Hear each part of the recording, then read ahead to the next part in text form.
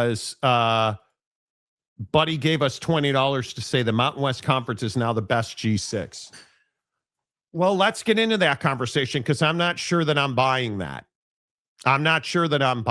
Let's talk about what we've been talking about for the better part of 6 months. I went back to last July, so almost a year, was the first time we mentioned North Dakota State joining the Mountain West Conference.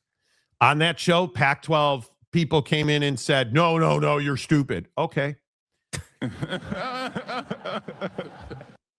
I take lots of pride in telling Pac-12 fans you were wrong again. This is a big one. It's North Dakota State joining the Mountain West. How shocked were you, Jake? Yeah, I mean, I obviously, just like you said, I mean, we've been talking about it for a while, but I think that this one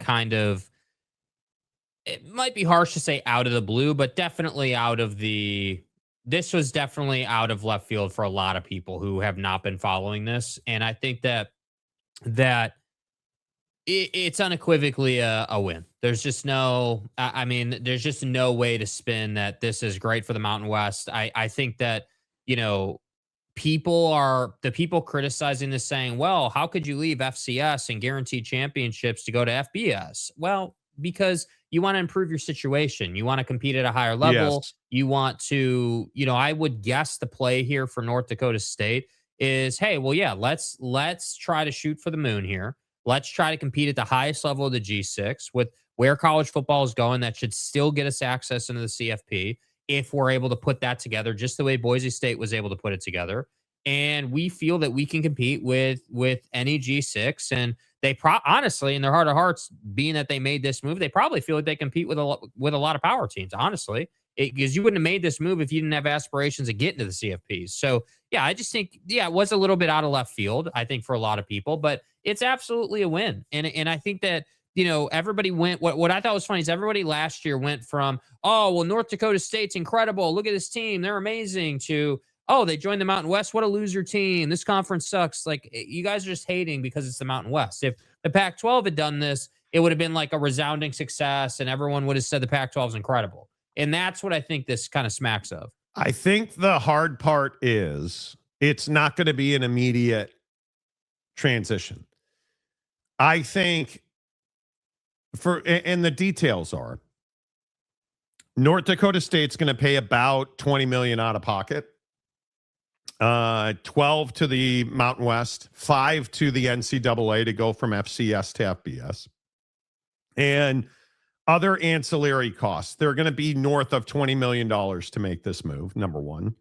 Number two, there is going to be, over the course of a season, you're not going to be able to have the success you had in FCS and FBS. There is going to be a ramp up that's probably going to take a year or two. So I would not expect North Dakota State to come in and go to the college football playoff this coming season. I think that if that happened, that would be one of the unbelievable stories in the history of college football. But it's very difficult to explain away how incredibly impactful this edition is for the Mountain West. It is an unequivocal win. It is an unequivocal body blow to the Pac-12. This is a huge loss for the Pac-12. How so? Because a lot of people, I think this is where Pac-12, this is kind of what I think Pac-12 defenders not really looking to talk about. One, it's just another tip of the cap to Gloria Nevarez, who I will just continue to tell you is running circles around the Pac-12. This is Gloria Nevarez continuing to leverage her relationships. This is Gloria Nevarez continuing to make practical and shrewd moves. This is Gloria Nevarez not curled up on the floor in the fetal position as the Pac-12 would have you believe. And this is just another decisive decision that moves the Mountain West further and further ahead of the Pac-12. This isn't legal fees. In fact, you're getting paid from this. This isn't something you have to fight about. It's done.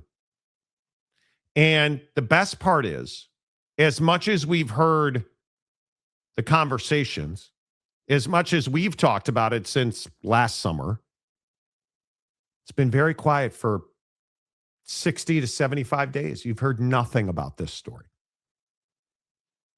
And then it was done. And what that tells you is the Mountain West has a business operation that's airtight. So there aren't leaks everywhere. There aren't people trying to poke holes in the hull of the ship. Right? This is an operation that is growing and succeeding and moving forward.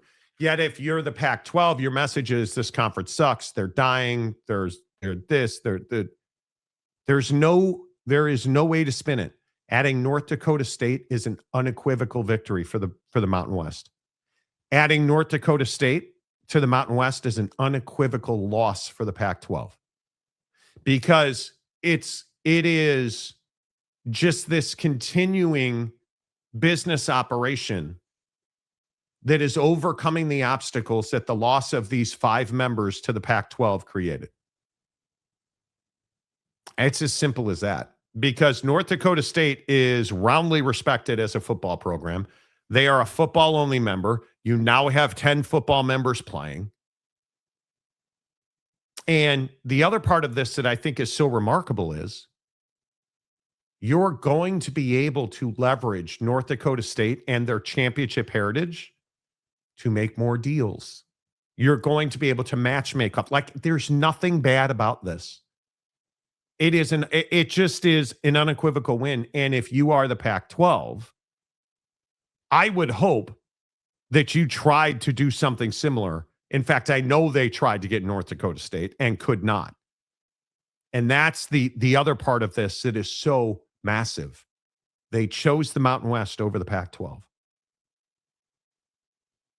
That is a huge, huge win. I just think in every aspect of it, I just don't know how you argue it. Does North Dakota State put the Mountain West ahead of the Pac-12 in football? Probably not. Does it put them ahead of the Pac-12 as a conference? No, because the Mountain West has already been ahead of the Pac-12 as a conference. And I'm going to continue to drive this point home. You look at the deal that the Mountain West announced for their media rights distribution, and you contrast that to the Pac-12. That's a loss for the Pac-12. Now you've added North Dakota State. The real issue is the Pac-12 isn't on better financial footing than the Mountain West is. They're simply not. And putting North Dakota State in the Mountain West gives them significantly more stability than the Pac-12 has. Because as we reported exclusively on the show, and now everybody's reporting, there are frustrations inside the Pac-12 with the lack of financial resources coming out of the media rights deal. So you have internal frustrations. You have a commissioner not delivering on the promises she made. You have a TV distribution deal that doesn't have the reach that the Mountain West deal has. Not only did the Mountain West not lose television partners, they added television partners, including one that you now share in the CW. This is not a good day, Jake, for the Pac-12. Yeah, I mean, I just think it's another situation where they're going to have to find a way to spin it. And I've just been seeing all weekend about how, oh, well, they went to the Mountain West, not the Pac-12, because they can't win in the Pac-12, or they did this, or they like. I've been seeing that. That's like a very common take that I'm seeing, and it just tells me that Pac-12 fan doesn't have any depth or ability to defend this situation, because there is no defending it. Like you don't have a way to say that this is a loss somehow, or somehow this is a bad move. Yeah. And I think that, the other thing that needs to be said, if we kind of, step back from just business dealings and like what the conference is doing, I think that it's also a win on the just the morality front, like the ability as a conference to go from that time and place where you were making a scheduling agreement with the Pac-12 to now all the way to this point where you've got this new TV deal, this new media rights distribution deal, because it's not just TV that's selling it short, but new media rights deal. Now you're adding schools, so you're expanding. Like, I just think it just shows a level of operational capacity that I don't think the Pac-12 has proven yet. I think that it's still, every time the Mountain West does something like this, where they add or they get a win or like something productive happens, I just find myself thinking, dude, like, why couldn't the Pac-12 figure it out at the table when everyone was still in this conference? When you had all those great brands, you're all sitting around a table, and the best you could do was to dissolve the conference. That's still what sort of always floods back in. I'm like, dude, we really have to spend another day talking about the Pac-12 being where they're at. Because if we're talking about wins and losses, we can't just skip over the part you're only here because of the bad decision making that you've been making for like 15 years, dude. And I really work hard not to like pile on the Pac-12 and make it a anti-Pac-12 thing. But it puts me in a tough position not to do that when all Pac-12 fan wants to talk about is we're the best and this is a terrible move and screw the Mountain West and they're terrible and who wants to play in that dumb conference or that budget conference. Like, I saw the take over the weekend that North Dakota State joined the Mountain West because they knew that they would never be able to compete in the Pac-12 in football. They won 10 of 12 FCS championships. And you think their mentality is we can't compete in the Pac-12. It's one of the stupidest things I've ever heard. Like, It's just, and the fact that this gets the Mountain West to 10 members that play football. Huge. So I think the Pac-12 has got to figure out how to do good business consistently. And this is another indicator that leadership in the Pac-12 is failing. You are beyond the financial disaster strong. The Pac-12, and talking to administrators who know that situation very well, the Pac-12 does not have an answer for how it is going to make enough money to get out of the hole that they are in. That's what I would be focused on if I were the Pac-12. Because the very fact that North Dakota State is paying over $12 million to join the Mountain West, you're telling me the Pac-12 couldn't use that money? Like, the regional alignment with Colorado State and Boise State, you're telling me that wouldn't have made complete and total sense for the Pac-12? And I would also point out, if this is, if you're a Pac-12 fan criticizing this, then you are required to talk about, well, why is it that they chose the Mountain West over the Pac-12? If our offering is so much better, then wouldn't that inherently mean that it's not really about what's going on the field per se? Like, if the opportunity in your conference is just so much better and your schedule's better and your TV's better and everything's better, then why did they go to the Mountain West? Well, it just doesn't math. It doesn't quite add up. And that's where, and I've said this a few times over the past couple of months talking about this, but I just think that it's okay if you're a Pac-12 fan to say, like, yeah, our leadership's not doing great right now. Like, we got to find a way to improve. And I'm still waiting for the Wickervilles of the world to speak again. Haven't heard anybody in this conference say anything about anything for how long? How long has it been? When are we going to hear from Teresa Gould again? When are we going to hear from anybody? Because that's the thing that really stands out to me. All this stuff is all material the Mountain West is giving us to talk about them, right? The TV deal, the addition of North Dakota State, the battle on the legal front that seemingly you're winning in the Mountain West, because if the Pac-12 was actually winning, we'd have heard that. So the fact that it's been dead silent tells you that, it's probably not going the way they want it to go. So I just think it's funny. It's really quiet. There's not much happening. Silent. Like no PR, no actual moves. Like, and even when you announced your TV deal, what did everybody say? Take us out of it for a minute. But like, what did everyone say nationally? Whoa, where's the money in this deal? What's Yeah. the money? There's no money being reported. Where's the money?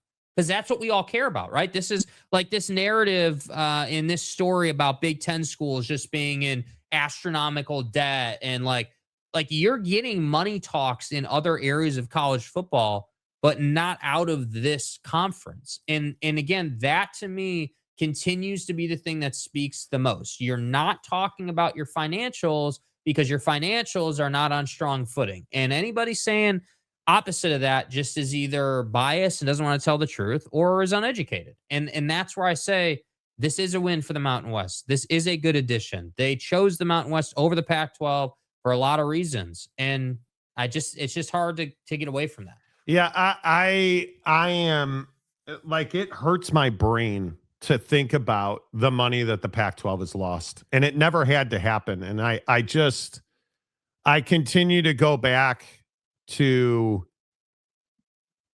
the Canzano and Wilner people of the world who have routinely given the Pac-12 a forum to spew disinformation. Because that's what it is, in my opinion. It's disinformation. The back of the envelope calculation nonsense. Canzano consistently predicting doom and gloom for the Mountain West. And at every turn, that just has not been the case. And the media mouthpieces that feed these half-truths saying that, like the folks saying that the Mountain West is losing $5 million a year on this new TV deal. You just have no idea what you're talking about. Like, I don't even know how to justify that kind of stupidity. You have to look at what is readily available to you information-wise. The Mountain West has outmaneuvered the Pac-12 and it's exiting 5 members since the moment that they told the Pac-12, yes, we'll join your conference. You've just been left behind. And now you're in a position where you should have merged with the Mountain West. That is inarguable. I will continue to tell you, Gloria Nevarez has asked multiple times the Pac-12, let's merge. Let's have merger talks. The Pac-12 has said no every time. Facts. Every time. And yet, you just, in the Pac-12, keep doing business the way you've always done business, and you keep expecting a different result. It's just incredible. I mean, again, it's not, again, I want to point this out. I keep pointing it out. It's not, notice we're not saying it's business as business has always been done in this situation between these two conferences. No, this is how you've been doing business for, again, like the better part of 15 years. Like, you're going on 2 decades of doing business this way, dude. And then somehow it's like, oh, well, we're surprised. And it's like, well, how can you be surprised when this goes all the way back to the financial malpractice of Larry Scott all those years ago? The offices in downtown San Francisco, the jets, the lack of the suites TV in Las deals. Vegas. Yeah, the suites in Las Vegas, like all not those making things. a direct TV deal, not making a Google deal, all of it falls under we're spending way more money than is coming in. And until, I'm a big believer in this now, man. Until you get on the right side of that quotient, you can't say that you're in a good place. You have to be, more money in than more money out. And there are many ways to do that, right? You can get more money in, more money out by cutting costs. You can make more money. Like there are a lot of different ways to go about that, but we can't even really discuss that at this time because there's very clearly so much more money flowing out of the conference than into the conference. The legal fees alone should tell you that. And again, I just point to, where's all the money in the basketball tournament going to go this year? because you look at the teams projected to make the NCAA tournament. And I don't know if Boise gets in, but let's just say Gonzaga. Let's just say Nevada, New Mexico, San Diego State, and Utah State, because I think they're all locks to get in. Yeah. All that money stays in the Mountain West. It all stays in the Mountain West. Monty? What do you mean, Monty? How is that possible? They're in the Pac-12. Not yet. Not yet. Did you forget about that? Yeah. You forgot about that, didn't you? That it's and not yet. I also think you start looking at the way these other games played out. Yeah, it is the CFP money last year. I'm telling you, this has not been a great run for the Pac-12. I mean, I don't know how you fix that. Dude, you want to talk about squeezing the orange for absolutely every drop. The Mountain West is getting every single ounce of money out of these departing members that it can get. And again, I'm not criticizing them. I would agree. That's what they should be doing. But I think it's a great point. The tournament, the Boise State appearance, now you've got North Dakota State paying you to join your conference. Like, I mean, dude, the new TV, the new media rights deal, how many wins here, dude? Win after win right now. And yet, again, we haven't heard really anything out of the Pac-12. And I agree, in fairness to them, you're not technically a fully formed conference yet. That's fair. I agree that needs to be said. But you would just think at some point there would be, hey, like, we're going to work diligently and earnestly to end our dispute with the Mountain West. We're like, there are ways to do updates here and create positive PR for the conference that just are not being utilized. Timothy, David Person says, Goes Naga is probably not regretting the move because they are basketball only and can win in that conference. Timothy. Yeah. Goes Smaga is Gonzaga. Probably too close to Gonzaga. Okay. We'll see.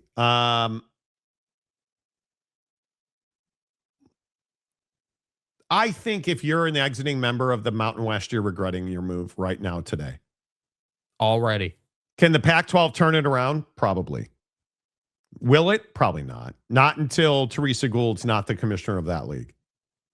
Which, I don't know. I'm curious how she's viewed right now. And I do think that's a very fair question. I mean, if you're a departing member, and she's going to be your new commissioner, I don't know. Do you feel good about that? Like, do you feel strongly about that opportunity? I don't think, and it's interesting, reaching out to people and talking to people around the Mountain West and administrators in college football. Nobody specifically will say that, well, I'd rather have Teresa Gould over. Nobody's ever going to say that. The respect, and I know, and again, I'll preface this, Gloria Nevarez pays us. She's in our pocket. You guys just want to hit that. Like all we the have ridiculous an equity deal with the Mountain West. The ridiculous stuff that Pac-12 fans always say. Gloria Nevarez is universally respected. There are no questions about her reputation as an operator. And that is such an unequivocal advantage, unquestioned, the leadership of the Mountain West has been strong and firm and decisive in adding membership, adding Grand Canyon, adding UTEP, adding Northern Illinois, adding North Dakota. It's hard to say that any of those are terrible moves. It's hard to say any of those are mistakes. It is what it is. I don't know. I think in football, it is going to be very close quality-wise between the Pac-12 and the Mountain West. The Mountain West, obviously, you lose Boise, you lose Fresno, you lose San Diego State, who hasn't really been great in football, but we'll see. You lose Boise, you don't replace some of those brands. Well, then you go and get North Dakota State, and I would think not this year, but next year they'll be significantly better and on par with any of those teams, including Boise State. You don't accidentally win. What have they won? 10 in the last 12? You don't accidentally win 10 championships. That doesn't accidentally happen. This is a good move. This is a good move. And you just start looking at blow for blow. I wish Grand Canyon was better. I don't know if Grand Canyon is a tournament team or not. We'll find out. I wish they were better. Right? They're not. They're going to be a consistently good basketball program moving forward. As is Gonzaga. Gonzaga didn't join the Big 12. And why didn't they join the Big 12? As we, again, had exclusively on this show. Gonzaga. They wanted a free pass to the NCAA tournament, and they got it. And they got it. Basketball only. They're going to go to the tournament every year out of the Pac-12 because how can you not? They got it. Yeah. But we'll see. The proof is always in the pudding, right? The proof is always in the pudding. How many people are going to turn on the TV and watch Mountain West football? That's what matters. That's what matters, because that's how you make your money in this business. People have to, as Marcus always tells me, if nobody is turning on the TV, what's the point of having it on? Yeah. Right? Like that is the whole enchilada. If nobody is going to turn on the TV to watch North Dakota State football, why are we putting North Dakota State football on TV? So the proof is in the pudding. We're in a performance-based business. It's as simple as that, right? Like, it's just tough when you look at, I always go back to business acumen because at the end of the day, that's what college sports are about. Right. We are in this position where we are in the world of college sports because of shitty leadership. It really is as simple as that.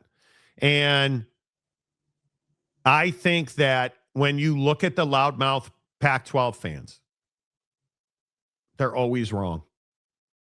They're always wrong. It is, you can point to specifically San Diego State fan who just routinely is wrong. Like the whole again JD and again and again. over and over, the whole JD Wicker thing again and again and again. And JD Wicker and Adela Della Torre have not put one step right since the day they tried to join the old Pac-12 with the pro rata we deserve. You're losing money on the Pac-12 right now. You finally got, the list is, and JD Wicker should not be your athletic director. He's not done anything to deserve that job. Yet you laud him as a hero. You laud him as a hero. You're looking at the Mountain West, putting together a better TV deal than you did, expanding at a significantly better rate and quality than you did. Like, is there anybody who would take Texas State over North Dakota State? No. And if it is in fact true that the Mountain West is not done expanding, dude, you had better hope it's not South Dakota State. You'd better hope it's not, because I think there are some people who would tell you that Sacramento State would be a good fit. Sacramento State should be in the Pac-12.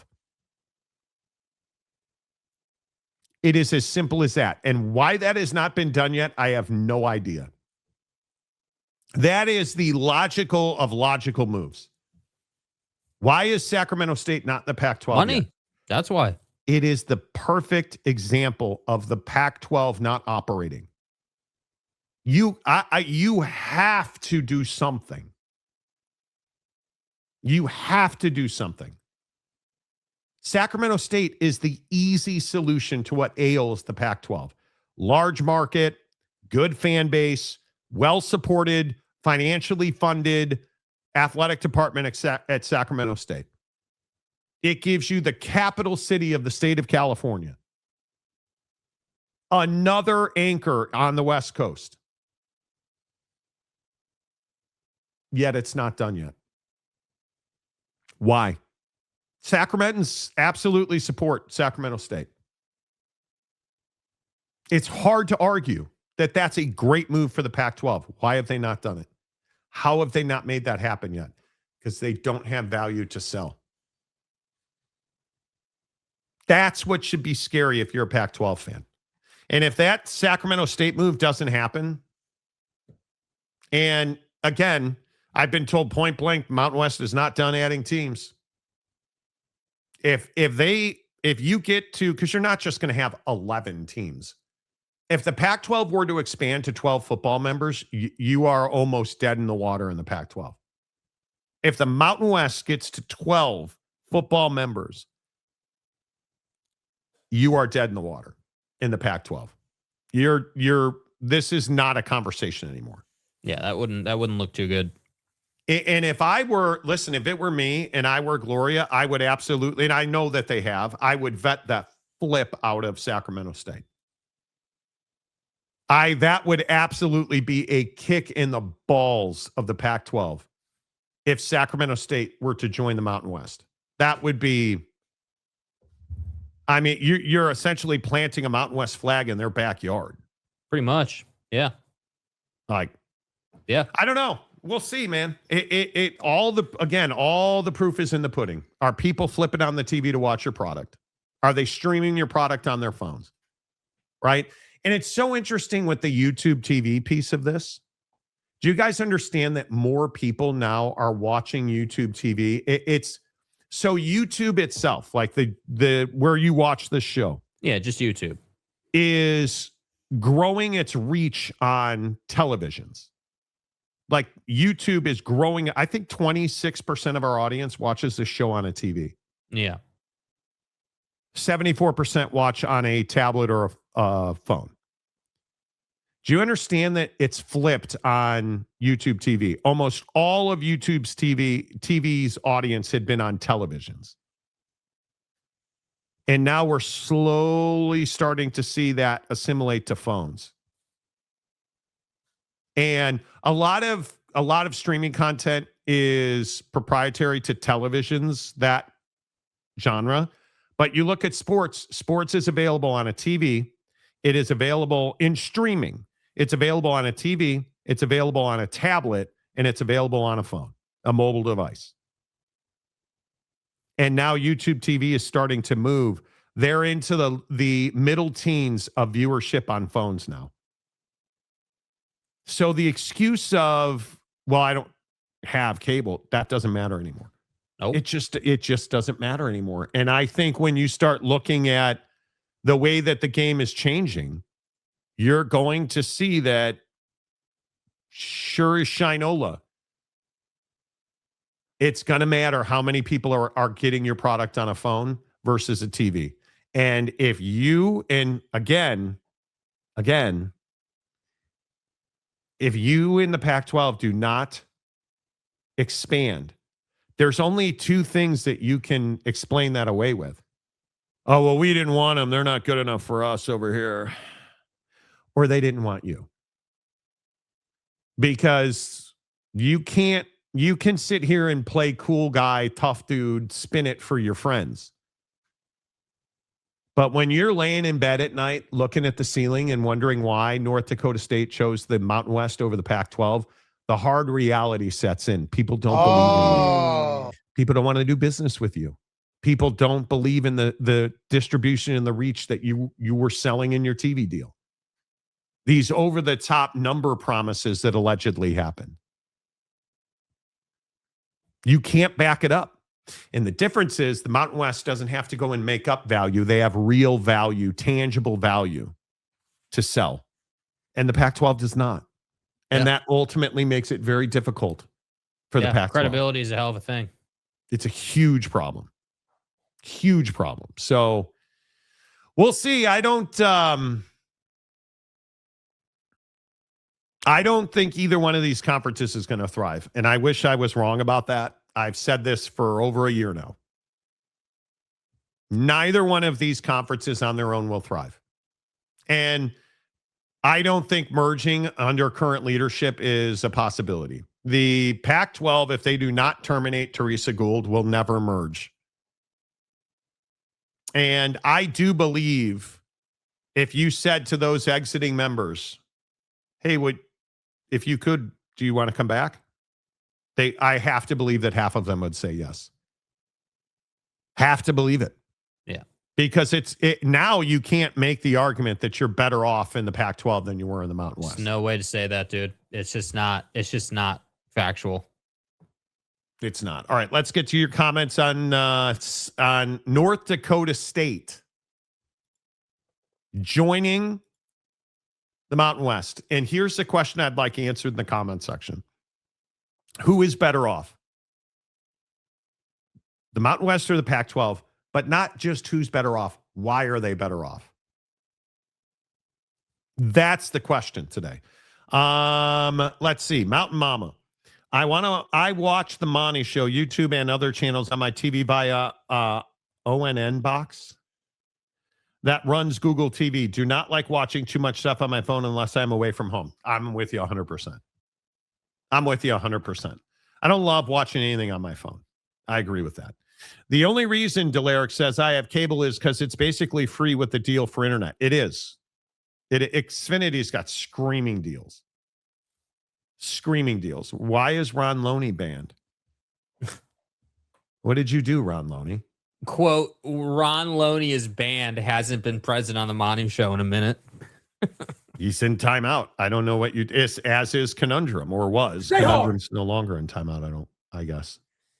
Okay. Oh, man. You guys Conundrum are so consistently finds himself. Yeah. Matt Muldoon, Sack is asking to join the MAC. I'm serious. Well, that would probably be a mistake, but, Jeremiah Champion, would the Mountain West take Sacramento? I don't know if they would. I know that they've spoken. So that's interesting. I would have to these deals are not as simple as, hey, do you want to come play football in the Mountain West? All right, cool. Sign this contract. You have to understand exit fees, FCS to FBS. Sacramento State's got lawsuits. All this happening. So there's a lot of spokes that turn these wheels of alignment. Yeah. And I think it's not as simple as Sacramento State needs a long-term solution. They've spent a ton of money on infrastructure and humanity. They need to get to FBS. And so far, they've been denied that opportunity. So they wanted to do it as an independent, remember? So, but, since CBS is a central player in both the Pac and the Mountain West media deals, is there a chance they could broker a merger down the road? I don't know. Maybe, but I can tell you that every time it's been broached to the Pac-12, they've said no.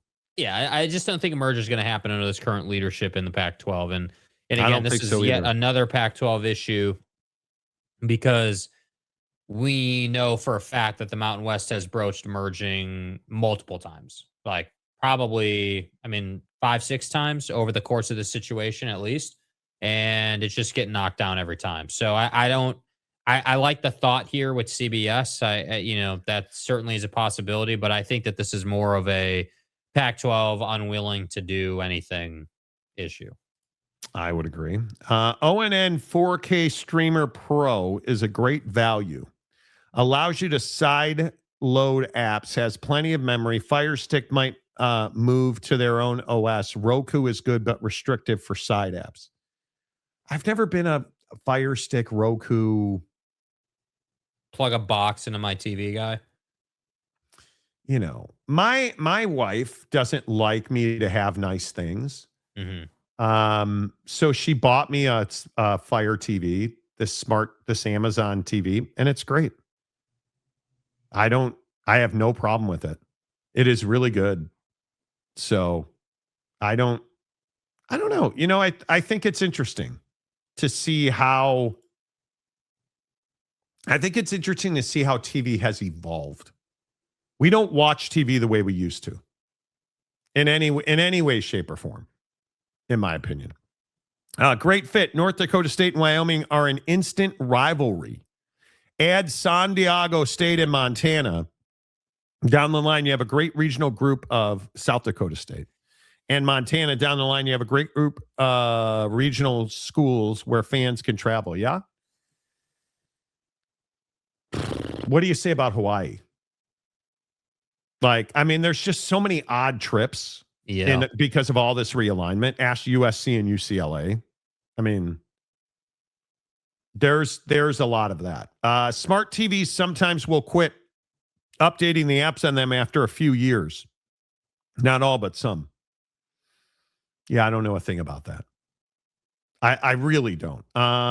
You know, it is what it is. Listen, I think that I hate the way we watch TV, and I don't mean to rail about this, and I'm sure you guys would agree with this. I hate the way we watch TV. It just makes me crazy. Yeah, I don't much. I don't like the flipping around. Like last night, I'm trying to figure out after the game, hey, where do I want to watch? And I just turned off the TV. Like, I am so fed up. Like right now, Peacock or the Cock, as we affectionately call it. My wife is a huge fan of Olympics. She loves watching the Olympic thing. Yeah, are you guys into the Olympics, dude? Are you guys into it this year? I feel like it's been massively undersold. You want to know the problem? It started essentially on Super Bowl weekend. So I didn't watch any Olympics last night. I watched the Super Bowl. And when I say that my wife is an Olympic fan, she's a voracious consumer of stupid shit like speed or ice skating, where dudes are doing bricked up right now. Backflips and short programs. It's a triple axel twist. Listen, I am just telling you it's a triple Lutz. But my point is, it's when I watch ice skating. My wife wants to watch it. I want to watch it because my wife wants to watch it. And I actually enjoyed it. The USA women's hockey program right now is dominating. I mean, you want to talk about domination. That was beautiful hockey. I'm sure it was. Just saying. I didn't watch it. Oh, okay. I'm trying. Honest to God, I am trying. Listen, quick sidebar with the Olympics. Can we stop all the tinfoiling around Lindsey Vohn's situation, please? Can we stop saying that Lindsey Vohn's, accident or crash was a PR stunt, that she only did this for clicks and clout and was just looking for attention? What does that even mean? So people are saying, so Lindsey Vonn tears her ACL, right? And no, she ruptured her ACL. She ruptured her ACL. Thank you. Put up a bunch of videos of her squatting and lifting weights. So much made about the brace she was wearing.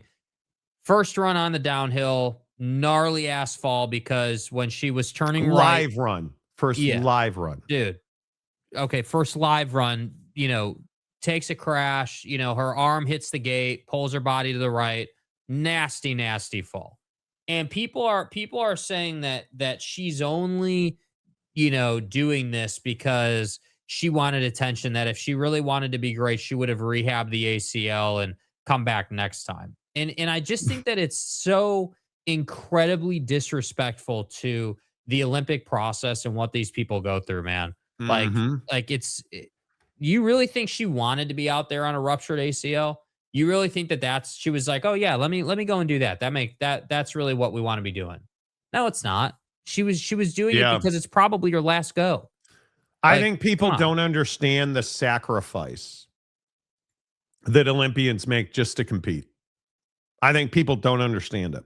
Yeah. Honest to God, it's their entire life and they make very little money. And so they have to go out and hustle sponsorships, and it's not easy. And if you believe that rupturing your ACL, that's the new word for it.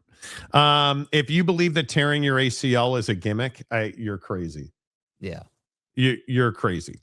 You just can't. Brandon Butler for $5. Yeah, I'm sure the major surgery and rehab is totally worth a few freaking clicks. Exactly. It's so ridiculous, dude. Exactly. It's so ridiculous. Mike Smith, been watching a ton of YouTube clips of the Olympics. The one girl who was doing the downhill jump with the tricks, and as soon as she went off the ramp, one of her skis came off. Wild. And then landed it. Was crazy. Yeah. Yeah, I haven't watched much Olympics. And we're going to watch it every night now, I think. The Good Wife's going to have to wait. Although I guess we're almost at the end of The Good Wife now. We're in season 7. So the FBI is closing in on Alicia. So we'll see what happens there. Deliric, I watched my first Olympics last night because it came on after the Super Bowl and I didn't change the channel and left it till went to bed 30 minutes later. Well, that's because Bad Bunny's not talented. Right. Iowa fan says toe pick, Monty. Exactly right. Right. Conundrum, you got filtered again?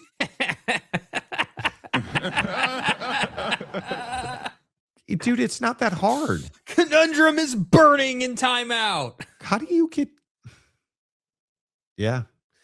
Let's see. ABQ red or green makes pink. Mountain West Conference still wants Toledo, and it's getting harder for Toledo to say no. Gloria is doing an amazing job. We'll see. We'll see. We'll see. Water is wet. Chris Paul is hurt in the playoffs. The beard won't make the finals.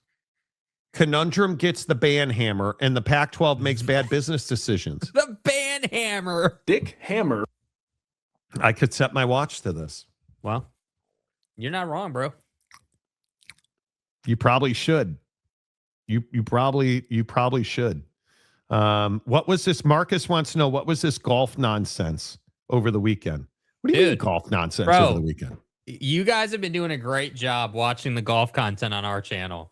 We had a golf short over the weekend do 16,000 views, bro. So you guys are eating up the golf content, bro. Was that my golf short or your golf short? No, it was yours. It was yours from the range where you're wearing the Nike hoodie. 16,000 views as of this morning, which is incredible.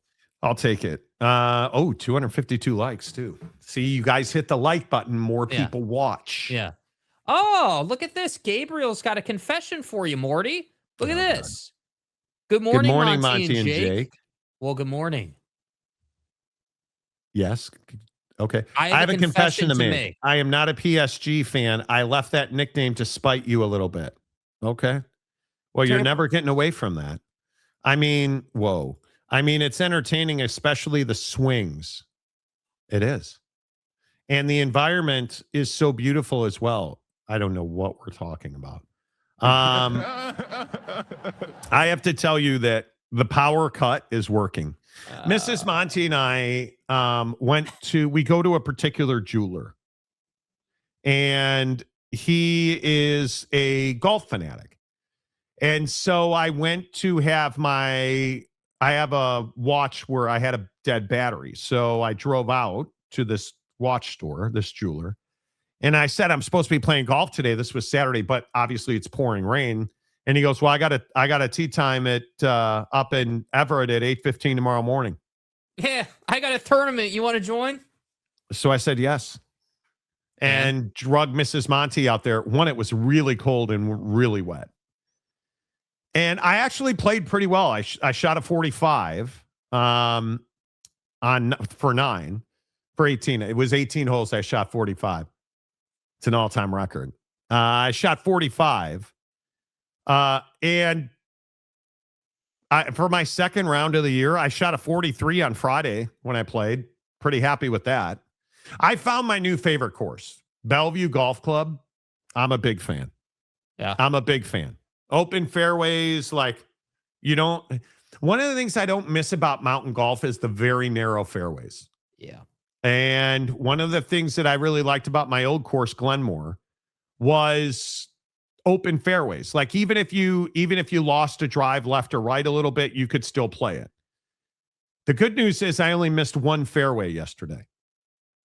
The bad news is I did not wear spikes. I had on Jordan 1 lows. And so my front foot slipped a lot, which changed my golf swing a little bit. But I'm fully back into it. My wife caddied for me yesterday, and She's actually figured out how to be a good caddy. It's wild. What does that mean?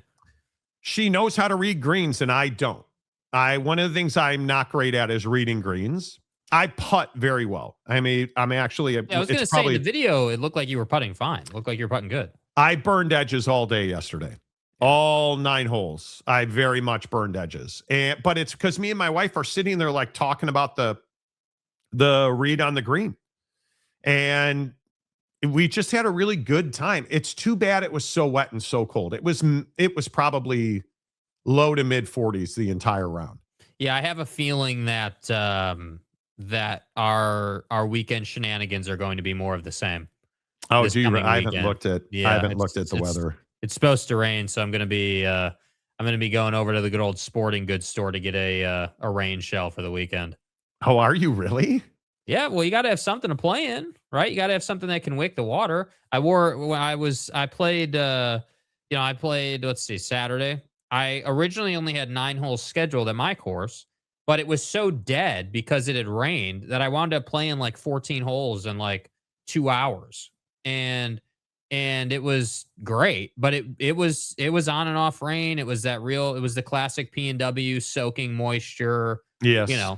So I need a shell of some kind that can handle the water.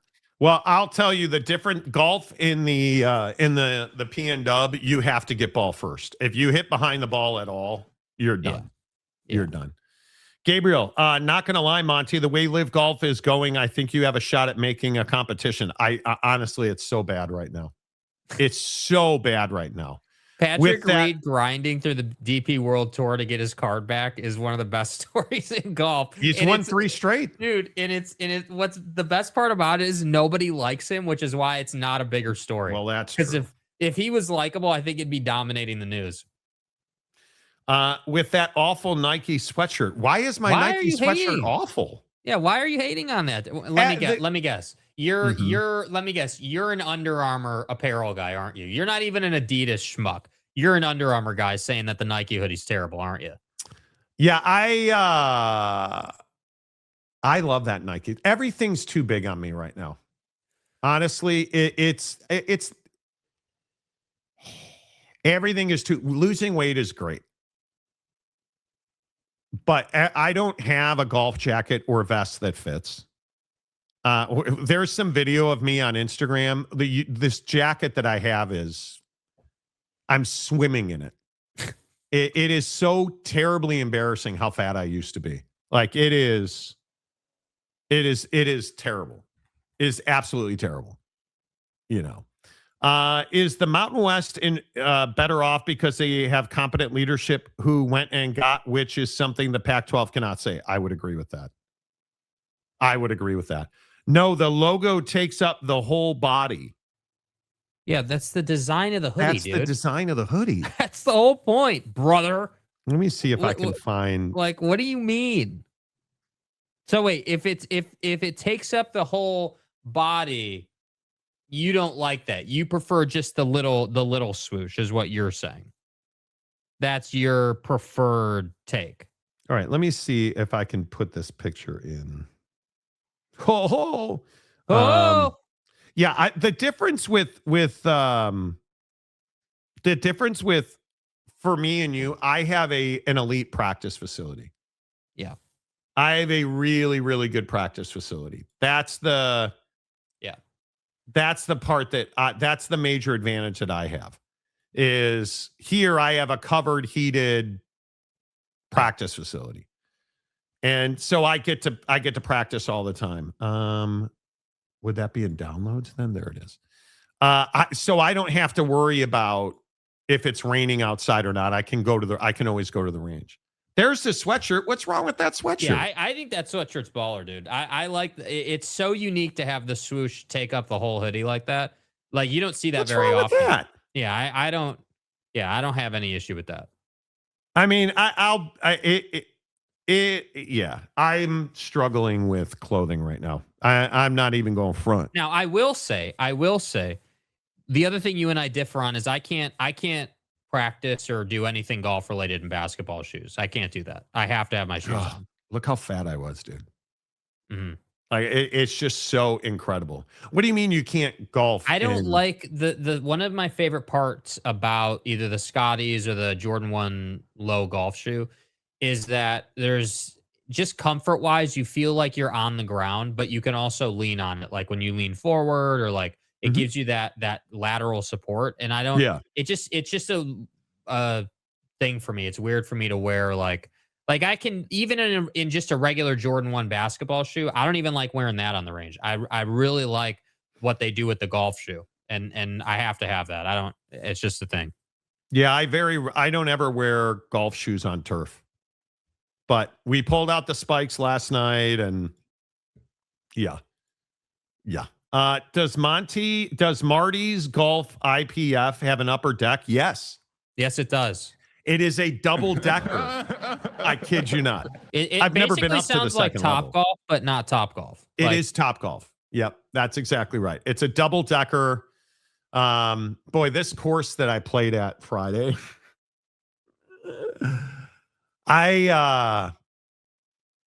you guys are going to think this is self-serving, whatever.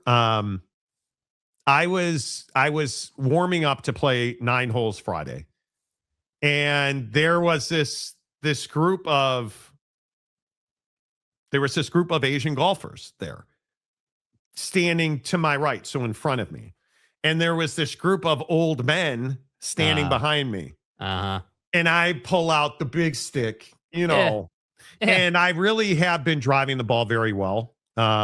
It's been very refreshing because I've really struggled the last year to drive the ball. But long story short, I was hitting the driver off the back net. Like think of Top Golf, and it's got this big It's got the back net. net.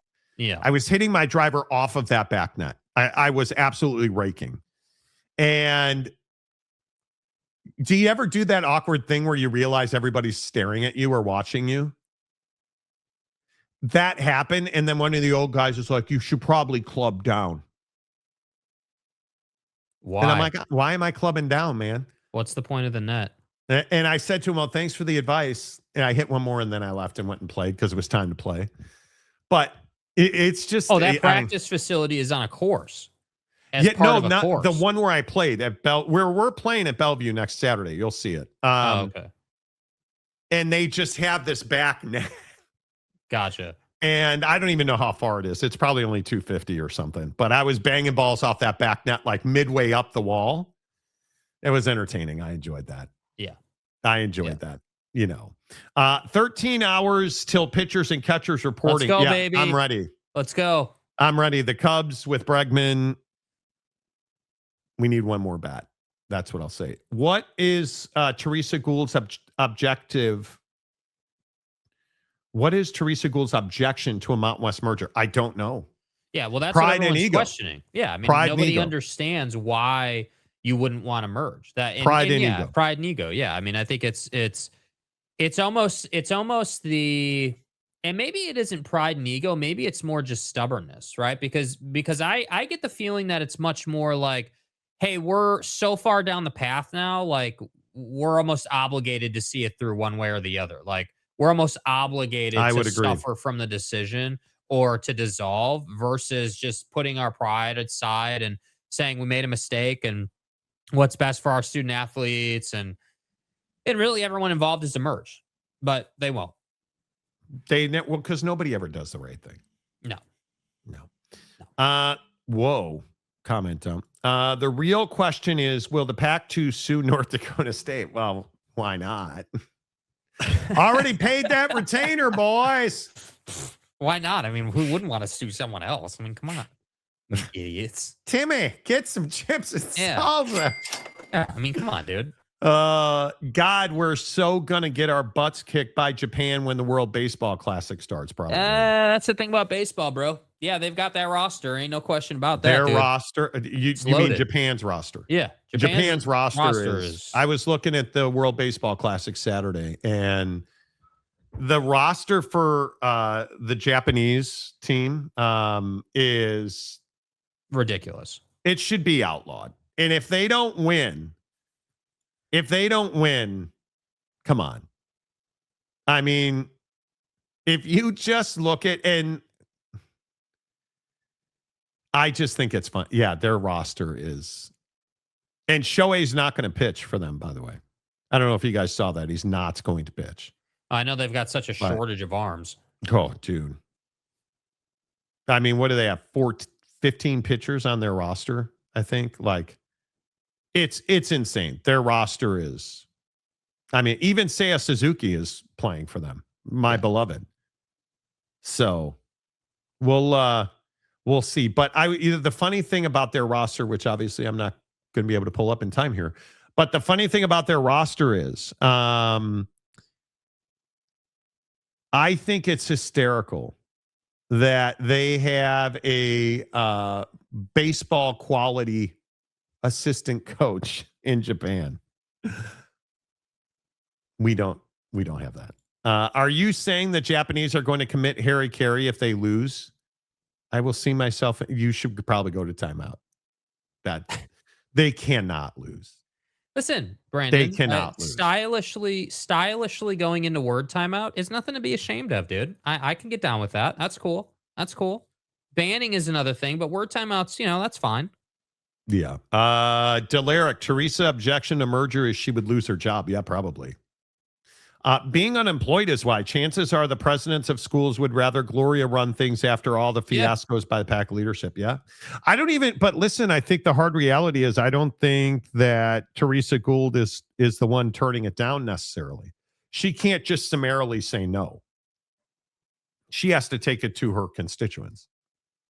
I think now that the TV deals are out and now that North Dakota State's in the Mountain West, you got to ask again. If you want to merge, which I have to think that you would. But I mean, it's the only thing that makes sense, which is why it won't happen. I love that word timeout has become a thing we use to punish people on the show. Yeah, it's your fault, Jeremiah. These goddamn teachers putting everybody in word timeout. Jeremiah is legitimately a teacher, by the way. And he has a roommate who can't do anything but piss on the floor. Yeah. So have you guys had that conversation? What do you do if your roommate? Yeah. So can you walk us through the discovery on that? I mean, did you just walk into the apartment one day and the carpet smelled like pee, or what happened? No, I'm sure there was a puddle on the bathroom floor. But guys, see, here's the problem. We always get blamed for this. Girls have aim problems too, right? Like, listen, I've lived a little bit, not a lot, a little bit, but I'm not saying, but I personally believe that dudes are not the only ones with aiming problems in the Iraq. That's what I'm saying. Yeah. That's what I'm saying. I'm just telling you. If you're one of these dudes that pees on the floor and you don't clean it up, that should be prison. Jail time. You got anything to say, quite frankly, fuck you. Yeah, that is a felony. He would usually wake up right before I would leave for work, and I'm not using hyperbole here. A drop made it into the toilet, and there's a huge puddle on the side to the toilet. Fuck you. You suck. Oh, dude. I have had to have a couple of conversations. Dude, why don't you just have a room to room, roommate to roommate, teacher, parent, friend, conference about it? Okay, if you came to me and were like, hey, dude, I know that we have moments. Monty, we have moments, but you left a puddle of urine on the side of the toilet. Could you wouldn't have to say another word. I would grab one of your bath towels and clean up my urine. Like I would do it. Is not all over the place. I would clean it up immediately and be humiliated. His standards don't matter. Where I would never, ever, not even in a fire would I miss the bowl again. You've had to have the key word here is a couple of conversations. Bro, what? Do you have no humility? If some dude's he claims it was because he's a little too groggy in the morning. Hold on. Stop everything. I can get up in the middle of the night. Not that this ever happens to me. It's extremely rare I pee in the middle of the night. But Not if me, I do it do, every day. when I do, typically it's with my eyes closed because I'm sleepy. I'm not trying to wake up, walk up to the toilet, get the aim right, close the eyes. You're just listening. And if you hear the water, you're doing good, dude. That's it. It's not that hard. I'm telling you, if you don't have a toilet bowl light, because you don't, if you are a veteran nighttime pee guy, such as in life, hammer. yeah, when you walk into your bathroom, I sleep in a pitch dark room. So I walk into my bathroom and I have a toilet bowl light that is motion activated. It turns on. I put two hands on in the middle of the bathroom. Listen, I expose. I expose the unit, and then the two hands go on the wall, and I lean. You and are turn the not hip. two-hand leaner guy in the middle of the night, dude. Because it assures that the aim is correct. It assures that the aim is correct. And now I have a picture above my toilet of a dog taking a dump, reading a newspaper. So I have to now carefully place my hands. I have two hands on the wall and then you drop that thing like it's hot, man. And I'm telling you, the biggest thing that I hate about the building I live in is the water is cold and the pipe is long and deep. Stop it. Stop it. Everybody is outraged. Dude. I don't understand. I can't relate to these guys in public bathroom urinals who post up on the wall with their pants around their ankles and are just going to town on the urinal. Yeah, we've talked about that guy before. Come on. That really? Yeah, I don't want to touch anything in a public bathroom. I went into Costco the other day and Jeremiah's roommate had clearly been there. My skin is curling. I'm not touching anything but my joint. And then I'm doing what I got to do. And I do what I got to do. And then I get back in bed. Away. Two hands on the wall is from too many butt doctor visits and prison time. Hey, man, you do a nickel upstate and see what stays with you. You know what I'm saying? Yeah, two hands. Bro, yes, two hands on the wall. Nah, dude. There are very few of us using that technique, I think. Could be wrong. Yeah, well, I also don't. I don't ever put a drop wrong. Mm-hmm. Again, sure. I used to work. I used to clean bathrooms at Publix, and trust me, don't touch anything. Nothing. That's disgusting, dude. Nothing. I'm sorry. That is. That's filthy, dude. Monty, I just joined in here, and here folks are posting about hour 3 type stuff. What's up with that? Well. Look, you're a San Diego State fan, so it's. I mean, it is hour 3. I don't know. Hour if you're 3 aware is of the that. pro rata that you deserve. Yeah. Okay. Right. So that's how it's going to be. That's how it's going to be. Yeah. That's how it's going to be. Yeah. This is hour 3. I don't know if you're aware. Last one on peeing. I have seen dudes do that in the restroom, and it's nasty. I just don't get it. Who taught you to do that, dude? What kind of etiquette is that?